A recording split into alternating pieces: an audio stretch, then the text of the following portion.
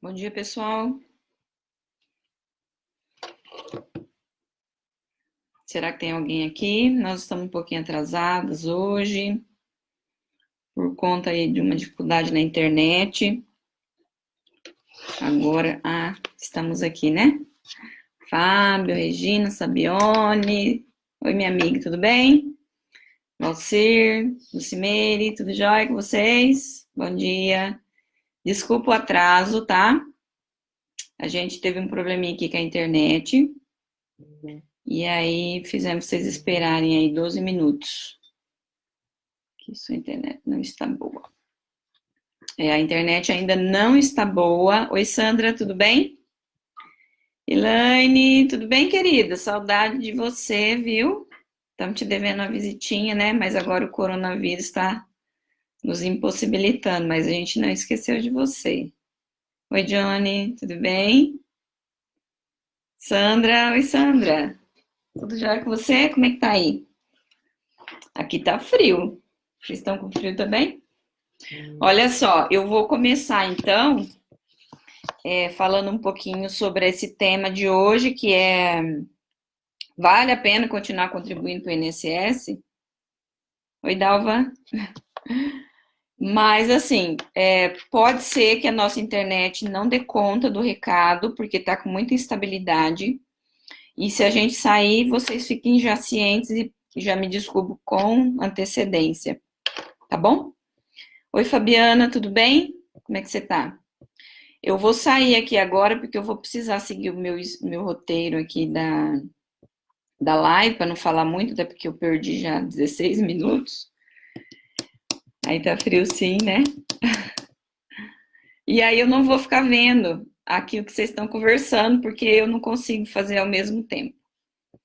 Aí então, depois, a hora que vocês estiverem conversando comigo aqui, quando eu terminar, eu volto a conversar com vocês. Matheus, tudo bem? Então, vamos lá. Então, assim, ó, gente. Para a gente falar e dar essa resposta, se vale a pena continuar contribuindo para o INSS, é preciso que a gente faça uma contextualização, porque é uma pergunta complexa. Então, perguntas complexas, por óbvio, merecem um contexto de resposta. Não dá para responder assim tão simplesmente com sim ou com não, né? Porque a gente seria muito leviano se colocasse nesse formato. Precisa entender um pouco para, a partir disso, a pessoa, né, a partir desses conceitos, então, ela fazer as decisões dela. Lá no final, talvez, depois de dizer bastante sobre isso, a gente possa fazer uma tentativa de encaminhamento, mas é sempre importante que você que está assistindo essa pequena orientação que a gente está dando, refletir bastante, né, sobre todos os pontuamentos e entender que é preciso ter uma análise técnica e é preciso também entender o contexto da Previdência Social no Brasil. O que a gente pode, então, começar dizendo? Que a Previdência Social, que é o Regime Geral da Previdência Social, o INSS, ele foi construído há muitos anos já, desde os anos 1800, nasceu na Europa, com um filósofo chamado Bismarck, e esse trabalho, né, do Bismarck, que veio então aí há mais de 200 anos sendo construído no mundo inteiro, ele tem como base a proteção dos trabalhadores, principalmente com aquelas pessoas que trabalhavam nasceu, né, nesse momento, que trabalhava nas empresas ferroviárias, porque lá em 1800 não tinha ônibus, nem tinham aviões, depois tudo isso foi engrandecendo com esse público, conforme o mundo foi ficando globalizado, muito mais essas questões foram ficando complexas e a necessidade destas proteções sociais. Mas lá em 1800 e bolinha, lá na Alemanha, o Bismarck concebeu essa ideia. Por quê? Porque existiam muitos trabalhadores dessas empresas ferroviárias que morriam ou ficavam doentes, né, nesse trabalho e simplesmente eram alijados do sistema do mundo do trabalho e não tinham nada, não tinham nenhuma garantia para depois que ficasse doente, ou o familiar, a esposa e os filhos, para receber, né, depois do falecimento desse trabalhador. Naquela época nem era falado segurado, porque esse termo ele é utilizado depois de uma evolução já do sistema. Então, é um sistema que vem para garantir a proteção social das pessoas.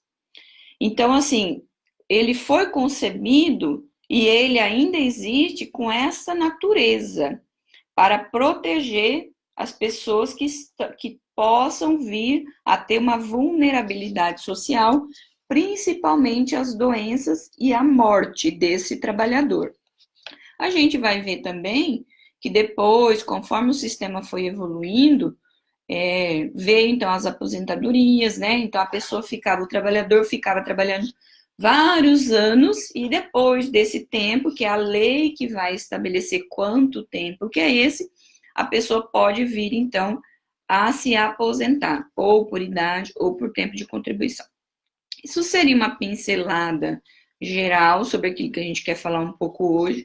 Eu vou procurar não ser tão assim extensa, vou procurar fazer uma abordagem mais prática, mas também a gente está aprendendo, né, fazendo toda essa, porque o tempo aqui na internet a gente tem que ter um pouco essa habilidade. Então, para dizer o seguinte, que no Brasil, esse sistema de previdência, ele já nasceu também faz muitos anos, mas num outro sentido, que era assim, as casas de misericórdia que amparavam as pessoas, né? Então, já foi começando a ter um germe do sistema protetivo, assistencial e previdenciário. Na nossa Constituição brasileira, de 1824, ou seja, a primeira Constituição do Brasil, né, teve um artigo que foi tratar de uma espécie de aposentadoria muito rudimentar. Então, a gente vê que todo esse sistema, ele já vem sendo construído há muitos anos, na nossa própria Constituição já existe, mas só em 1998, com a Constituição Cidadã, que é essa Constituição que nós estamos sob o palio dela e sob a proteção dela até hoje, que realmente o nosso sistema previdenciário da Seguridade Social, no formato que existe hoje, realmente ele foi ser concebido. Então, justamente por isso que se chama Constituição Cidadã, porque vem ao encontro de todas essas aspirações do Estado ser mais protetivo em relação ao cidadão, amparar mais as necessidades que o cidadão tem. Para dizer isso, vocês prestaram atenção que eu falei uma coisa assim, ó, Seguridade Social. Eu não falei propriamente de Previdência Social. Por quê? É bom que a gente entenda que a Previdência Social, ela faz parte de um compartimento de um grande navio. Pensamos um navio. Esse grande navio, que é a Previdência Social brasileira, ele tem 3 compartimentos. E esses compartimentos, um é chamado Previdência Social, que é disso que nós vamos falar um pouco hoje, que é a minha especialidade de atuação profissional. Nós temos também a assistência social e temos também a saúde. Então, esses 3 grandes compartimentos, eles fazem parte desse grande navio chamado Seguridade Social.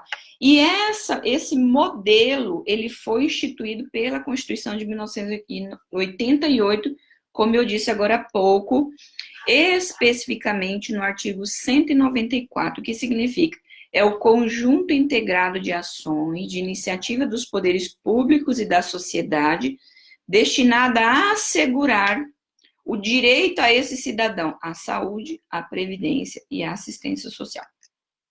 O que importa dizer isso? Importa para a gente fazer essa contextualização, conforme eu me posicionei no início, para a gente, então, hora que chegar lá para fazer essa resposta, se vale a pena ou não contribuir, a gente poder, então, dentro desse modelo, refletir mais, né, para poder entender o que eu vou falar.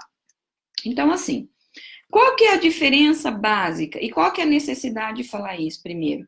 É porque, assim, pessoal, Por que que esses três grandes compartimentos, eles estão dentro desse grande navio, que é a Seguridade Social? Por que que estão juntos? Porque é o seguinte, a saúde, a pessoa que precisa do sistema de saúde, se a saúde não atender esse cidadão com qualidade, com eficiência, ele logo vai precisar buscar o sistema protetivo, que é o sistema da Previdência Social, né? E se ele não conseguir pelo sistema de Previdência Social, ele vai, então, logicamente, ter que cair, né, no compartimento da assistência social. E existe diferenças isso aí. Por quê?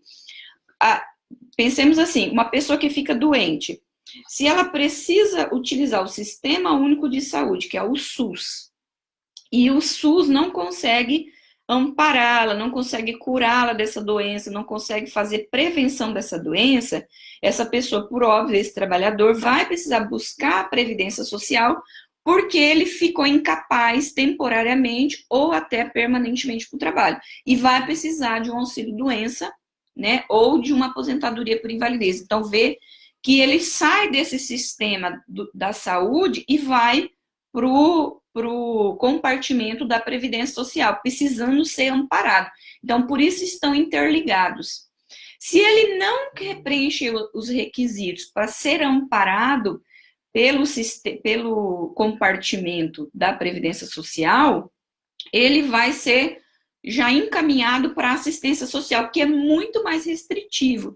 Então, esses três pêndulos, né, essas três bolas de equilíbrio que o Estado tem que fazer para poder gerir todo esse dinheiro que entra pelas arrecadações que nós, o cidadão brasileiro, a cidadã brasileira, nós vertemos para o sistema previdenciário, e eu quero destacar isso, é para o sistema previdenciário, e tudo isso vai ser, todo esse dinheiro, ele vai para atender toda essa lógica, que é o Ministério da Economia que faz a gestão hoje. Antigamente, até 2015, salvo engano, acho que é 2015, sim, tínhamos o Ministério da Previdência Social.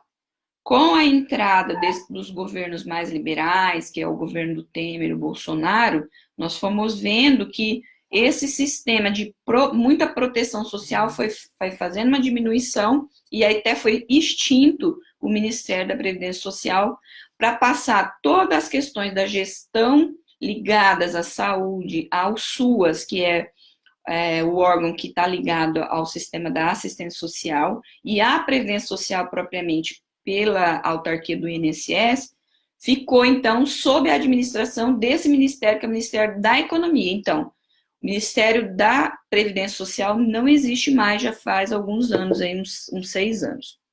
Tá bom?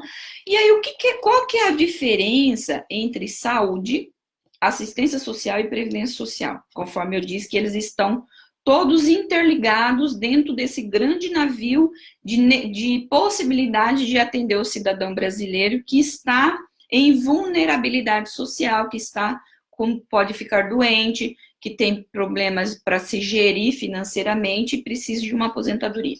Basicamente é o seguinte, na saúde não tem contribuição. Qualquer pessoa que entrar hoje no hospital que faça o atendimento pelo SUS, ele pode ser atendido, ele deve ser atendido, melhor dizendo. Ninguém tem que fazer restrição nenhuma a respeito do atendimento dessa pessoa. Pode ser rico, pode ser pobre, ela entrou lá, olha, eu quero ser atendido pelo SUS, o SUS vai ter que dar o atendimento. Então, basicamente, não tem contrapartida do cidadão para com o Estado, dentro dessa lógica. Eu sei que vocês vão falar assim, Valéria, peraí, mas a gente paga imposto. Paga imposto, mas eu quero que fique claro para a gente fazer a diferenciação desses três personagens aqui, desses três grandes institutos jurídicos, né? Melhor dizendo, que a gente precisa aqui entender. Então, assim, a saúde, a assistência social e a previdência social. A saúde não precisa ninguém pagar para ter acesso ao sistema do SUS. Inclusive os estrangeiros. Se chegar uma pessoa aqui da Europa e ele não tiver plano de saúde que seja coberto aqui pelo Brasil, e ele sofrer um acidente ou ficar doente durante a estada dele aqui no nosso país, ele vai poder, então, se utilizar do Sistema Único de Saúde do nosso SUS. sem precisar pagar nada e nem ter nenhum requisito. Então, não paga e é universal. E a questão da assistência, da previdência social? Aí que é a questão. A previdência social precisa de contribuição obrigatória, né? Que a gente já sabe que é o sistema que está ligado ao INSS. E a assistência social, ela, igualmente com o SUS, não precisa de nenhum tipo de contribuição para o cidadão brasileiro e até o estrangeiro. Na lei não fala isso, mas o STF se manifestou há alguns anos numa decisão, dizendo que os estrangeiros também podem usar do serviço de assistência social, que ele é um serviço que é gratuito, mas ele é mais restritivo do que a saúde. Como eu disse, a saúde, qualquer pessoa chega lá, não tem que fazer exigência. Nesse sistema da assistência social, é preciso preencher muitos requisitos, e esses requisitos são muito complexos, são assim, muitas poucas pessoas conseguem, então, cumprir esses requisitos, salvo os requisitos de ser atendido para a assistência social do município, por exemplo, ser atendido para as questões de maternidade, questão de orientação, então isso aí é uma situação. Mas se a gente for trazer aqui para o que nós estamos propondo explicar hoje, que é a prestação daquele LOAS, que é o benefício de prestação continuada para as pessoas carentes que nunca contribuíram para o INSS, que só depois dos 65 anos, tanto homem quanto mulher, poderia ter acesso a esse benefício, desde que preencha esses requisitos, que seja paupérrimo e que tenha uma renda per capita inferior a 1/4 do salário mínimo. Tem algumas divergências sobre essa questão, mas é que eu não vou me ater nesse momento agora. Então, assim, é muito difícil acessar o sistema de assistência social para esse benefício do LOAS. Então, o LOAS também, ele é muito visto pelas pessoas e até pelos gestores públicos, e até por nós, o cidadão, é assim mesmo, como se fosse uma migalha, um favor que o governo dá para o cidadão, já que ele não pagou nada. Então, vê que quando a gente vai falar da assistência social, é uma contrapartida que o Estado vai dar com esse LOAS para essas pessoas que estão aí no estado de dificuldade financeira, que seja já idoso, mais de 65 anos, ou que tenha menos que 65 anos, mas que estejam também incapaz, né, e que aí nunca teve contribuição para o INSS, precisa ser colocado nesse sistema da assistência social, e esse benefício do LOAS é só um salário mínimo. Só um salário mínimo, e ele também não tem direito a receber 13º, já que o 13º é concebido para os trabalhadores, nessa sistemática, né, de quem trabalha, então receberia o 13º conforme as pessoas que estão na ativa. Então, essa é basicamente a diferença entre saúde e assistência social e previdência social. Saúde não é gratuito, não tem que ter contrapartida, assistência social também não tem que ter contrapartida, mas existe essa situação aí de bastante restrição em relação ao acesso da assistência social. E a previdência social precisa ter a contrapartida. Então, o cidadão, para ter acesso aos benefícios que a Previdência Social vai, então, disponibilizar por lei, lá no artigo 201 da Constituição, e aí tem 1.500 leis. Se a gente for colocar aqui, demoraria uns 5 anos para falar de todas as leis que existem dentro desse micro especialidade que é a Previdência Social. Eu falei de Seguridade Social, que é esse grande navio que comporta a saúde, a assistência social e a Previdência Social. Só falando de Previdência Social, nós temos aí inúmeras leis que vai regular esse sistema numa complexidade, até numa embananada muito grande às vezes, porque até a gente que faz o trabalho e o estudo, a gente encontra dificuldade de conseguir fazer um filtro de tão complexo, de tanta mudança por medida provisória. Por quê? O que a gente tem visto?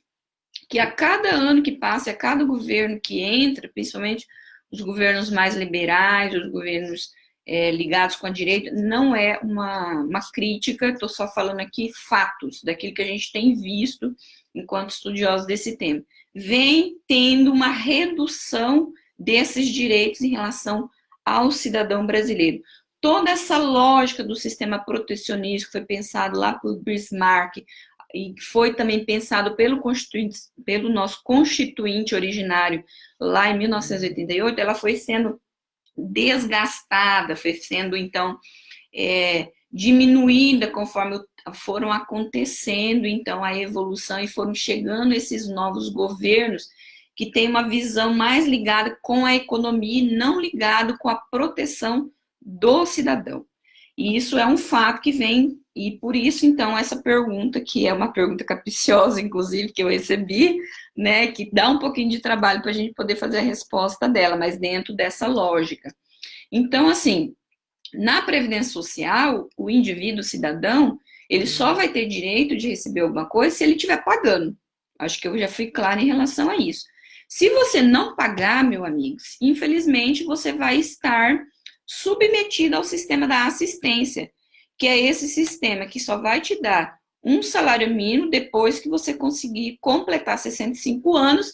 Detalhe, que a tua família não consiga te prover. Porque lá na lei fala o seguinte: se a família não tiver, se a pessoa não tiver condições de se prover financeiramente, tiver mais que 65 anos ou menos que 68, mas for uma pessoa doente, então ela tem que provar que ela tem uma renda inferior a 1/4 do salário mínimo, renda per capita por pessoa dentro da casa, e ela só vai ganhar um salário mínimo. E ainda tem que avaliar se a própria família não seria quem deveria ter que auxiliar esse cidadão.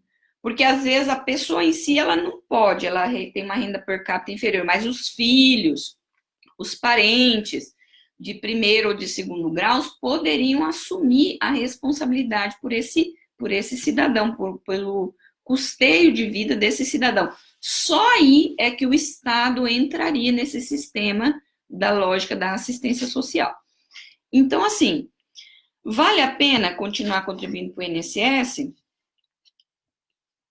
Vamos responder só no final. Então, o que caracteriza a Previdência Social diferente dos outros regimes? Diferente dos outros... Eu chamei assim de compartimento só para a gente fazer uma metáfora e tentar entender, tá? Mas estão sob a égide da Seguridade Social esses 3 regimes. Na Previdência Social é ter renda. Então, o que eu quero dizer? Vale a pena continuar contribuindo para o INSS? Não vale a pena, só que a questão é o seguinte: é obrigatório contribuir para a Previdência Social. Porque, assim, a partir do momento que a pessoa, ela aufere renda, ela está, pela lei, pela Constituição Federal, obrigada a fazer contribuições para o INSS. É bem verdade que a gente sabe que o INSS não faz uma fiscalização pontual a respeito dessa situação, mas pela legislação, toda pessoa que aufere renda pode ser... então, primeiro vamos falar o que é renda. É toda importância recebida periodicamente. Então, é o salário, que é o mais usual, né, de quem está trabalhando de empregado para alguém, ela tem uma renda. Então, obrigatoriamente, essa pessoa ela precisa contribuir para a Previdência Social. O próprio empregador, o patrão, a empresa empregadora, ela é obrigada por lei, sob pena de receber multas, de fazer essa contribuição. Ela pega, então, retira do empregado uma parte, né, dependendo do quanto do salário dele, também não vou entrar nesse tema, e ela vai, então, ser responsável para repassar para a Previdência Social essas contribuições. Se os honorários, que pode ser honorários médicos, honorários advocatícios, honorários contábeis. Então, se eu sou profissional liberal, eu não tenho empregador, mas eu recebo, pelo trabalho que eu desenvolvo, pela lei, eu sou obrigada a contribuir para a Previdência Social. Então, não é uma faculdade, não é uma liberalidade. Eu não escolho se eu contribuo ou não para a Previdência Social. Eu sou obrigada a contribuir para a Previdência Social.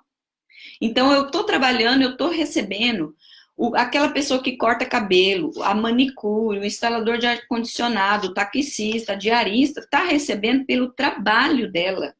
Não é de pensão alimentícia, tá? Porque às vezes você pode falar, mas eu recebo pensão alimentícia. Não. Aí é outra situação. Pelo trabalho que a gente está desenvolvendo, eu sou obrigada a contribuir para a Previdência Social. Então, é muito mais complexo do que a gente simplesmente falar assim, agora eu vou decidir se eu pago ou se eu não pago. Não, se eu estou recebendo pelo trabalho que eu desenvolvo, eu sou obrigada a pagar. Quem fiscaliza isso hoje, se a gente está pagando ou não, é a Receita Federal do Brasil. Pode ser que a gente receba uma notificação para falar, olha, Valéria, você não está contribuindo, você está contribuindo, veja lá, então eles vão, né, notificar a gente para poder tomar as iniciativas necessárias a respeito. Bom, dito isso, pessoal, o que eu quero dizer? Que pensando em tudo isso, o que a gente pode, assim, esclarecer? Que ainda não é o sistema previdenciário brasileiro, o INSS, ele não é um sistema mais adequado, por óbvio, a gente está vendo isso, mas ele ainda é o único sistema que massivamente atende a população. Porque, veja bem, se as pessoas tivessem que escolher entre pagar a Previdência Social, se fosse facultativo, se não fosse obrigatório, como eu acabei de dizer, e elas tivessem que optar entre pagar a Previdência Social e comprar uma televisão ou comprar comida para sua casa, qual será que a gente faria? Qual será que a gente optaria em cumprir? Qual dessas duas opções?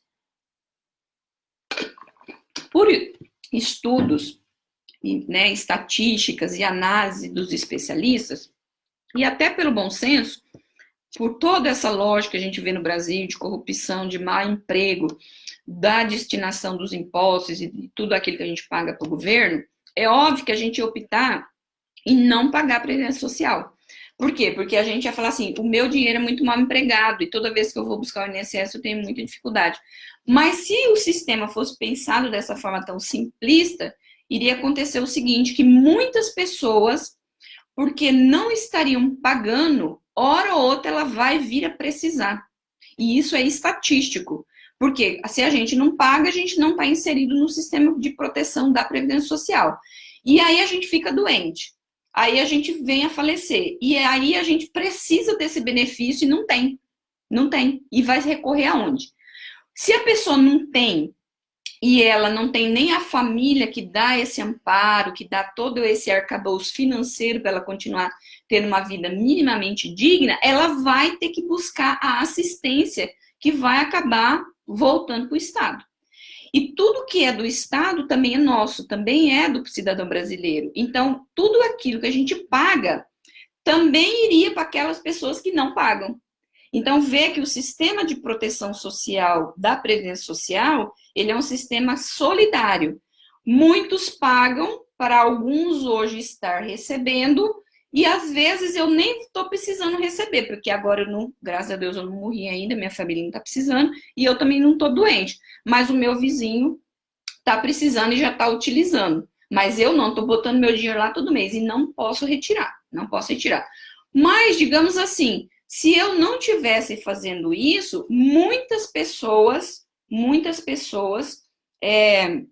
estariam também não podendo usufruir disso. Por isso que o sistema é chamado solidário. Nós todos financiamos para que muitas pessoas possam utilizá-lo. E assim, se essas pessoas que acharam que, ou se pudessem escolher entre não contribuir e eu que estou contribuindo, eu estaria pagando para elas e, de toda forma, ela vai precisar daquele dinheiro que está sendo colocado lá por aquelas pessoas que pagam. Então, vê bem, se fosse para escolher, algumas pessoas se beneficiariam de maneira gratuita mesmo, e isso geraria uma perversidade do sistema e até uma falência dele, porque poucas pessoas iam querer pagar. E aí a maioria das pessoas que não pagaram, elas iam precisar do Estado, porque elas não têm renda e elas não têm uma família que possa bancar a vida dela, e ia cair na assistência social. Ia ter que precisar da assistência social, porque o Estado não poderia deixar ela também morrer de fome. Ninguém vai ver as pessoas jogadas na rua e não vai auxiliar. Então, quem tem essa obrigatoriedade da acolhimento nessa lógica é o próprio Estado. Então, por isso que a Previdência Social é um sistema de contribuição obrigatória, porque senão muitos não contribuiriam, ia gerar uma falência, mas mesmo assim ia precisar do sistema e os poucos que estão pagando ia ter que continuar sustentando aqueles que não estão pagando. Então, é muito importante a gente entender essa lógica para a gente poder responder essa pergunta que foi trazida aqui hoje. Tudo bem? Se eu não conseguir me fazer clara, também posso responder depois aqui nos comentários. Então, assim, é isso que eu quis dizer. Apesar do sistema protetivo social do Brasil, o INSS, não ser o ideal que a gente gostaria, mas ele ainda é o que está cobrindo toda essa massa de pessoas que ainda veem, que não tem essa consciência do todo e uma consciência preventiva. Porque o que a gente vê muito também no Brasil é que nós, os brasileiros, a gente não tem uma consciência preventiva de pensar com antecedência, isso que é consciência preventiva. Então, eu vou pensar assim, como que vai ser minha vida daqui a 20 anos? E, estatisticamente falando, pessoas jovens nem lembram que existe INSS, nem lembram que precisa de aposentadoria, salvo de que ela precisa. Aí ela vai lembrar da necessidade de estar pagando o INSS, de estar contribuindo para a Previdência Social. Mas isso é porque é característica das mentalidades nossas, né? Eu estou falando me incluindo porque eu também sou brasileira, e nosso trabalho aqui tem esse potencial desses esclarecimentos mínimos justamente para a gente conseguir compreender isso, que é preciso ter prevenção, é preciso a gente pensar preventivamente, obrigatoriamente pelo sistema de previdência social ou pela complementação em um outro sistema, que eu também vou falar daqui a pouco. Então, assim, a gente vê que as pessoas no Brasil não têm essa mentalidade e elas vão precisar. E, normalmente, os bilhões de brasileiros estão ligados ao sistema de proteção social, que é o INSS, porque os bilhões de brasileiros que existem, a maioria trabalham para a iniciativa privada. E a iniciativa privada, ela é coberta, então, para esses riscos sociais, são ligados ao INSS. Então, é preciso que a gente mantenha essa lógica de prevenção, né? Não pensando só no agora, não pensando que tudo que a gente ganha, a gente gasta hoje e fica tudo bem. Porque hoje a gente está tudo bem, mas daqui 5 anos, ou amanhã, ou depois da manhã, ou daqui 20 anos, daqui 30 anos, daqui 40 anos, quando a gente se sentir vulnerável, quando a gente não tiver mais condições de estar com toda essa força de trabalho, isso vai passar a ser um peso muito grande para nós, né? Um peso muito grande. Tanto que quando a gente vai ver as estatísticas, conversar com pessoas mais idosas, o quanto que é desafiador para essas pessoas pensar o momento da aposentadoria, porque normalmente no momento da aposentadoria é a hora que a pessoa precisa mais e ela tem dificuldades em fazer essa gestão justamente por conta dessa ausência de investimento, né, ou essa ausência de pensar preventivamente em relação a isso, e pelo próprio sistema previdenciário que vai causar essa defasagem.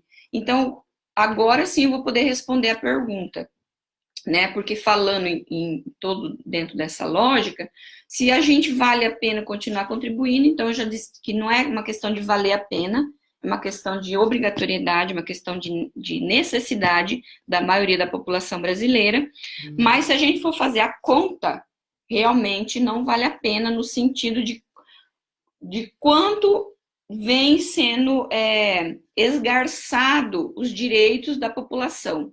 Só para a gente ter eu vou colocar aqui um exemplo para fazer um parâmetro sobre essa realidade, pensando numa aposentadoria por invalidez. Antes da emenda constitucional que entrou em vigor agora em 13/11/2019, que é a reforma da Previdência, foi muito debatida aí nos meios, né, da televisão, nas mídias sociais. É muito importante a reforma da Previdência, ok. extinguiu poucos benefícios, ok. Só que a questão não é extinguir benefício, a questão é a forma de calcular os benefícios, porque houve, então, uma redução nos direitos do trabalhador, do segurado, por conta dessa nova formatação de como que se calcula os benefícios da Previdência Social depois da reforma da Previdência. Então, vamos pensar numa aposentadoria por invalidez. Antes de 13/11/2019, a pessoa contribuiu para a Previdência Social e vamos pensar assim, em R$1.000 que ela tinha contribuído lá. Vamos fazer um pensamento bem simples, tá? Eu não quero aqui trazer técnicas de cálculo, porque isso é muito complexo, não teremos tempo agora para falar a respeito disso. Mas digamos que eu dei 100, eu dei 1.000. Antes da reforma da Previdência, se eu ficasse inválida, se eu tivesse que receber uma aposentadoria por invalidez, eu receberia esse 1.000 de volta, ou seja, igual a 100% daquele que eu dei, tá? 100% do que eu dei, eu receberia de volta. Depois da reforma da Previdência, mudou as regras. Como que passou a viger? 60% daquilo que eu dei, tá? Então, se eu teria direito de ganhar 1.000, eu já vou passar a receber 600.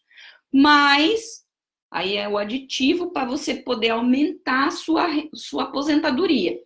2% vai ser implementado depois de 15 anos de tempo de contribuição, no caso de ser mulher, e 2% a mais depois de 20 anos de tempo de contribuição, no caso dos homens. Então, complicou um pouquinho mais para os homens. Então, a regra de contribuição, ela veio para diminuir esse direito da pessoa. Então, se antes eu poderia receber 1.000, agora eu receberia 90, porque se eu tivesse 15 vezes 2, daria 30, com mais 60, eu receberia 90% daquilo que eu dei. Então, eu receberia de volta 900, pelas novas regras, eu teria um prejuízo de R$100 no resto da minha vida, recebendo essa aposentadoria por invalidez, ou pelo período que ela tivesse vigência.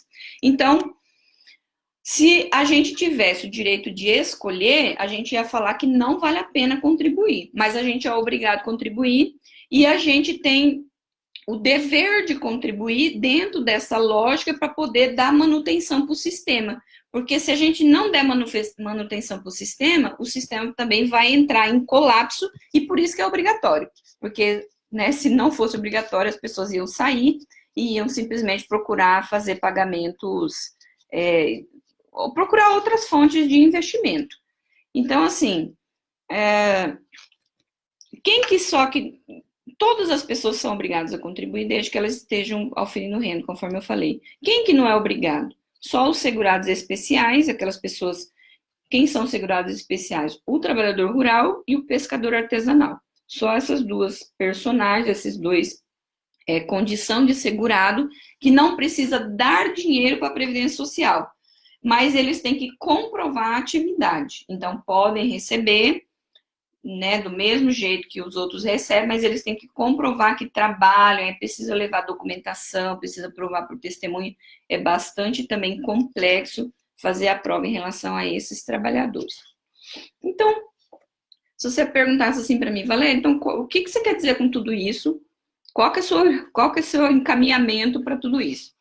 Então, meus amigos, minhas amigas, é complexo mesmo, é isso, a gente é obrigado a contribuir, nós todos somos obrigados. É importante que a gente contribua, porque muitas pessoas que estão chegando agora estão mantendo esse sistema, mas ele não é um sistema hoje que tem valido muito a pena para nós, mas a gente é obrigado legalmente, então a gente precisa continuar fazendo as contribuições.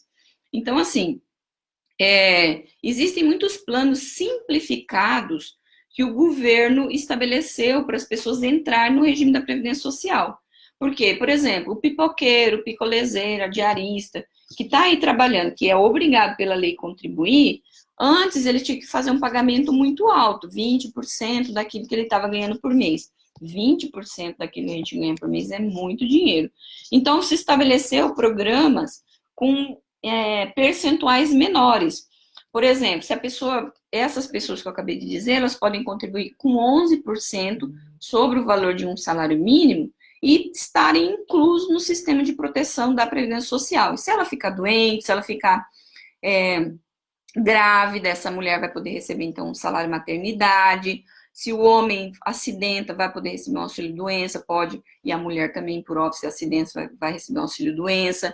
E quando tiver o tempo mínimo para aposentadoria, composto todos os requisitos, vai poder se aposentar, né? Então, é muito melhor estar dentro do regime do que estar à solta e sem nenhum tipo de proteção, por mais que o regime pareça ruim, mas é o único que nós temos, é o que ainda está nos protegendo socialmente falando. Muitas pessoas, é muito importante que ela esteja dentro, porque a gente nunca sabe a hora que a gente vai precisar. Então, é importante, e a gente pode buscar esses sistemas de pagamentos simplificados que vai auxiliar mais. A dona de casa, o estudante pode fazer contribuições até com 5%, até não, com 5%, aliás, eu quero falar até porque é o mínimo, né? Pode pagar mais, não pode pagar menos do que isso. Desde que essas pessoas estejam registradas no CadÚnico, que é o Cadastro Único, né, do governo, tem lá uma renda não maior do que R$2.000, né? E sejam enquadrados aí como baixa renda, para pagar esses 5%. Se a pessoa não faz jus a esses requisitos, não se enquadra, vai poder voltar a pagar os 11% sobre um salário mínimo. Ah, mas eu quero pagar mais do que um salário mínimo. Então, aí, querido, você vai ter que pagar 20%, porque só é permitido pagar 11% para quem quer receber até um salário mínimo, quer contribuir sobre um salário mínimo. Quero pagar sobre o teto da Previdência. Quanto que é o teto hoje? R$ 6.101,06. Tudo bem, só que você vai ter que pagar 20% daquilo, desses 6 mil e pouco, para você fazer essa composição maior, tá bom? E, resumidamente, então, é isso. A ideia é, nós somos obrigados a pagar, é importante, é melhor a gente estar dentro do que estar fora, por mais que não seja bom, mas é importante, principalmente o trabalhor que está vinculado, que a maioria dos trabalhadores do Brasil que está vinculada às empresas privadas. Outra questão, porque nós não temos educação previdenciária para poder fazer as escolhas. Então, se eu não tenho habilidade para poder fazer a escolha, é melhor eu estar dentro do que estar fora. Na dúvida, é melhor estar dentro, porque a gente pode precisar e daqui a pouco não sabe, precisa e não tem. E é o que acontece muito no Brasil, a pessoa não paga, porque ela prefere gastar com outra coisa. E porque a gente também não tem uma educação financeira em relação a isso, né? Porque é importante que o brasileiro também aprenda a poupar. Ele vai estar dentro desses regimes, pode tentar, agora aqui nas redes sociais, né? Todos nós temos condições de buscar nas redes sociais, no Google, as informações mínimas para a gente entender essas questões. Fazer um planejamento previdenciário sobre as nossas situações, buscar um profissional para poder fazer um planejamento previdenciário adequado e aprender a poupar, queridos. Porque, assim, no Brasil, é aquilo que eu já dizia, vou repisar de novo, nós temos um mau hábito de tudo que a gente ganha, a gente gasta. E a gente não pensa no depois. E quando chega o depois, igual aquela lenda lá da cigarrinha da formiga, a cigarrinha é aquela que gosta só de ficar tocando o bandolim, tocando o violãozinho dela, né? E a formiguinha tava lá trabalhando, guardando as folhinhas e tudo mais. Quando chega a época da dificuldade do inverno, que a pessoa vai precisar, que é a hora que ela fica doente, ou a hora que ele pode falecer e essa família fica desprotegida, aí é que o galo canta, né? Aí a gente vai ver a necessidade, a importância de estar dentro do sistema de proteção social, de estar fazendo essas contribuições, ou como eu vou fazer, eu preciso de uma orientação, aí o escritório de contador que eu estou vinculado, ou uma orientação, ou buscar informações na internet, de fontes que sejam dignas, né? Mas ela vai precisar. Então, a hora que chega a necessidade, a pessoa vê essa importância de estar dentro do sistema. Por mais que ele tenha vindo sendo diminuído, esses direitos estão vindo sendo diminuídos, né? Nós esperamos que outras mentes venham para o nosso governo, que possa entender essa situação da previdência social com outros olhos, não ser só esse olhar da economia, de poupar, porque se diz assim, a previdência social gasta muito, mas gasta muito para atender as pessoas. Não é as pessoas que têm que atender o Estado, é o Estado que tem que atender as pessoas. Mas algumas ajustes precisam fazer, alguns excessos existiam e existem, sim, mas não é as pessoas mais pobres, as pessoas com mais dificuldade que têm que pagar por isso. É preciso fazer um estudo a respeito dessa situação para fazer, então, um plano de governo mais adequado para atender todas as perspectivas sem prejudicar, principalmente, as pessoas mais pobres. E aí, aquilo que eu queria dizer, que como a gente... Então, é preciso ficar dentro do sistema. E como a gente, mesmo aquelas pessoas que têm um pouco de renda superior, maior, a gente está nessa situação aí da cigarrinha, dessa lenda da cigarra e da formiga. Por quê? Porque a gente não tem uma educação nem previdenciária, nem financeira no Brasil, para a gente poder ter uma condução adequada, para a hora que chegar esse momento de necessidade, a gente estar protegido, agasalhado, e ter uma independência financeira para poder a gente suprir as nossas necessidades, né? Então, é preciso que a gente não faça esse papel da cigarrinha e faça o papel da formiguinha, né, de preferência, pouco a pouco, aprendendo aos poucos, guardar um pouco daquilo que a gente ganha. Não só ficar botando tudo dentro dessa sacola, dessa cesta. Meu amigo Saulo Gouveia, que é consultor financeiro, sempre fala isso para mim. Não é bom não colocar tudo numa cesta só, não ficar só dependendo do INSS. Apesar que a gente é obrigado a depender do INSS dentro dessa lógica que eu coloquei, mas aprender também a guardar um pouco do dinheiro. Por quê? Porque eu coloco numa outra cesta. Se a Previdência for diminuindo os direitos e tal, eu tenho uma outra fonte de renda. Ah, mas eu sou pobre, eu não tenho. É verdade, muita gente não tem, mas muita gente tem. Então, estou falando também para essas pessoas, que às vezes tem e recebe, gasta tudo, e aí fala assim, se sobrar eu guardo. E a ideia é o contrário, né?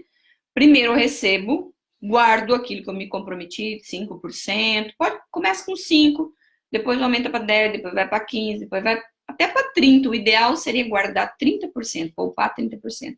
Depois eu pago as contas, e eu fiz as contas planejadamente com esses 70%, né, que eu tenho. E eu procuro até gastar, fazer conta 50% desses 70%. E esses outros 20% eu ainda usar para fazer investimentos, para reformar minha casa, para comprar um carro novo, para comprar sei lá, algum sonho que a gente tem, para fazer uma viagem. Então, o ideal também é que a gente tenha essa consciência financeira em relação a essa situação. Não ficar à mercê do INSS, porque a gente nunca sabe a hora que o governo pode chegar, mudar toda a situação. E a questão aqui, vou ser bem sincera, não existe direito adquirido sob regime jurídico. Hoje, a situação está assim, do jeito que nós estamos vendo. Se amanhã vier uma lei nova, que é prejudicial a essa que nós estamos vivendo, que está vigendo hoje, e eu não tenho completos todos os requisitos para poder ter acesso a um benefício, eu tenho que entrar no jogo dessas novas regras. Então, é um tanto complexo, é verdade. A gente fica até um pouco triste de falar sobre isso. Não vale a pena contribuir para o INSS se a gente tivesse a faculdade de escolher não contribuir. Mas nós somos obrigados a contribuir, então a gente deve continuar contribuindo, não deve fraudar. Fraudar é crime, e crime nunca é crime, né? Crime é crime, e nunca a gente deve praticar um crime. Então, a gente deve dar a César o que é de César. Então, dar ao Estado o que é do Estado, já que a lei nos obriga, então nós devemos estar aprendendo a também estar alinhados. Então, devemos contribuir, mas, sobretudo, devemos ter essa mentalidade também de fazer, de poupar. Então, meus amigos, eu acho que era isso que eu tinha para falar. Eu falei 45 minutos. Não queria ter falado tanto, mas eu tenho essa dificuldade de falar muito. Estou nessa desenvoltura aí para diminuir, tá bom? Eu já falei para vocês que em outra live, que tudo que está ligado com o INSS, dificuldades que a gente tenha, dúvidas que a gente tenha, a gente pode entrar ligar no 135, que é a central de atendimento do INSS, é gratuita essa ligação, ou então entrar no site da previdência.gov.br, tá bom? Para poder a gente tirar dúvidas e ter informações mais adequadas. Ou então procurar profissionais ligados com essa área para poder ter informações fidedignas, né, a respeito das dúvidas que a gente tem. Então, eu acredito que é isso. Eu achei engraçado quando eu fui fazer aqui os slides para poder montar, então, esse tema. O meu computador, eu coloquei assim, vale a pena continuar contribuindo para o INSS? Aí tem os designs aqui, as figurinhas, né, para montar. Sabe o que apareceu? Um crocodilo com a boca bem aberta. Eu achei muito engraçado, que até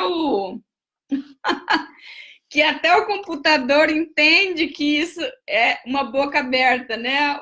De pegar o nosso dinheiro, de levar. Achei muito interessante a inteligência desse material. Gente, desse material não, desse instrumento aqui, que é o computador e esses programas, né? Meu Deus, sabe tudo da vida da gente. Pessoal, é isso, tá? Que eu tinha para falar hoje a respeito. Eu espero que vocês tenham gostado. Se não entenderam, estou à disposição para poder esclarecer. E vamos continuar, então, nesse trabalho para poder orientar melhor as pessoas sobre as regras, orientar melhor as pessoas sobre como se posicionar em relação a essas situações ligadas ao INSS. Provavelmente daqui 2 semanas, numa segunda-feira também, às 11 da manhã, se a internet nos permitir, nós continuaremos aqui nos encontrando com vocês. Olha que legal, viu? Um monte de gente amiga. Elizabeth, Rodrigues, Matheus. Oi, Matheus, tudo bem, querido? Matheus Gonçalves trabalhou aqui conosco, a Jane, minha amiga, minha prima. O Claudinês, meu primo lá de Mato Grosso do Sul. Um abraço, Nês, para você.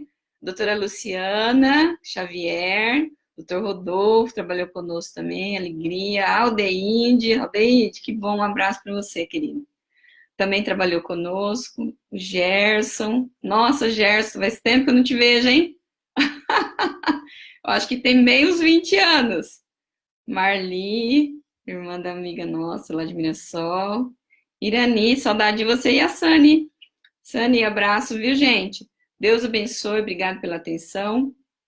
Espero que eu tenha podido auxiliar alguma coisa para vocês. Um abraço, muita paz e até dia... Deixa eu ver. Dia 13 de junho está programado para a gente voltar aqui nesse mesmo bate-canal. Até mais ver.